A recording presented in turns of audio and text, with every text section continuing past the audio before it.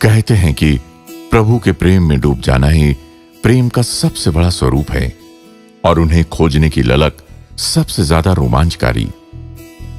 अब हम जो देखने जा रहे हैं वो बाल विकास की कक्षा में जाने वाले एक बच्चे की ऐसी ही कहानी है। भगवान बाबा ने बच्चों के कोमल, भोले और पवित्र मन में प्रेम और भक्ति का दीपक जलाने के लिए सन 1969 में बाल विकास कार्यक्रम शुरू किया था। आज की इस कहानी में हम बेंगलुरु की गीता जी के घर चलते हैं, जो एक बाल विकास गुरु थीं। उनके छात्रों पर बाबा की बड़ी कृपा थी। बाबा उन दिनों कभी कभी उनके घर आते और बाल विकास कक्षा के बच्चों से बड़े प्रेम से बातचीत करते थे। ये कहानी है उन अबोध दिलों की जो बाबा के दर्शन के लिए तड़पते थे। एक दिन गीता जी के पड़ोसी के घर काम करने वाली महिला ने अपने बेटे श्रीनिवास को गीता जी की बाल विकास कक्षा में भेजने की अनुमति मांगी और गीता जी ने उसे सहर्ष प्रेम पूर्वक कक्षा में शामिल कर लिया। शुरू में तो श्रीनिवास प्रसाद के आकर्षण में कक्षा में आता था, लेकिन धीरे धीरे वो एक आदर्श छात्र बन गया और भजन, कहानियां एवं श्लोक दूसरे सब बच्चों से जल्दी सीख गया। प्रत्येक कक्षा में श्रीनिवास बाबा की तस्वीर की ओर इशारा कर गीता जी से पूछता, अम्मा, तस्वीर में जो भगवान हैं, उन्हें हम प्रत्यक्ष कब देख सकेंगे? गीता जी कहती कि एक न एक दिन बाबा कक्षा में अवश्य आएंगे। अंततः एक दिन बाबा का गीता जी के घर रात्रि भोज पर आने का कार्यक्रम तय हुआ। गीता जी ने सभी बच्चों से उस दिन उपस्थित रहने को कहा। उन्होंने खास तौर से श्रीनिवास को उस दिन कक्षा में लाने के लिए उसकी मां को सूचित किया। और वो दिन जब श्रीनिवास का सपना सच होने वाला था, आ पहुंचा। लेकिन उसकी खुशी निराशा में बदल गई। उसी दिन उसकी मां ने उससे कहा कि वो घर से बाहर कदम न रखे, क्योंकि उसने उस दिन फिल्म देखने जाने का कार्यक्रम बना लिया था।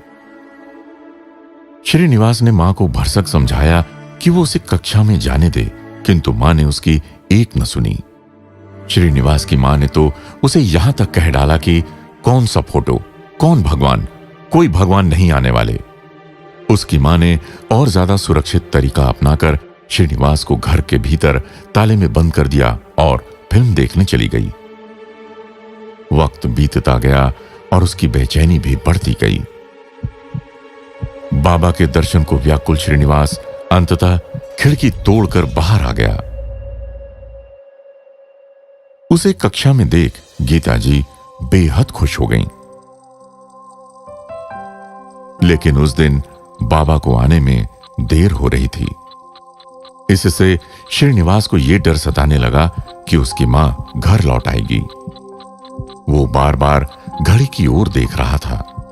जब बाबा को आने में और विलंब होने लगा तो श्रीनिवास चुपके से घर वापस चला गया।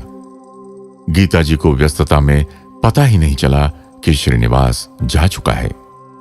श्रीनिवास के जाने के बाद बाबा भी वहां आ पहुंचे और बच्चों को देखकर बाबा बड़े खुश हुए। लेकिन एक बात पर बाबा का विशेष ध्यान था। वो गीता जी की ओर मुड़े और पूछा, गीतम्मा, श्रीनिवास कहाँ है? बाबा इस कक्षा के बच्चों से पहली बार मिल रहे थे, मगर वो हर एक को पहचानते थे और श्रीनिवास वहां नहीं है, ये भी वे जानते थे। गीता जी ने बच्चों में उसे ढूंढा और समझ गई कि श्रीनिवास सचमुच वहां नहीं है। बाबा ने तब उन्हें गंभीर दृष्टि से देखा और समझाया कि उन्हें हर पल हर बच्चे का ध्यान रखना चाहिए। फिर बाबा ने उनके गीता जी के घर पहुंचने से पहले की सारी घटनाएं स्वयं बताईं। जब बाबा वहां आ रहे थे तो रास्ते में श्रीनिवास के पालक घर लौटते हुए दिखे। बाबा ने उसकी मां से बात करने के लिए कार रुकवाई। उन्हें देखकर वो चौंक कर ठिठक गई। उसे तुरंत ध्यान आया कि हे प्रभु, ये कहीं वो तस्वीर वाले ही भगवान तो नहीं? बाबा ने कहा, तुम श्रीनिवास को ताले में बंद करके यहाँ फिल्म देखने आई हो। जानती हो तुम्हारे घर में आग लग गई थी। उसकी मां डर और आतंक के मारे रोने लगी।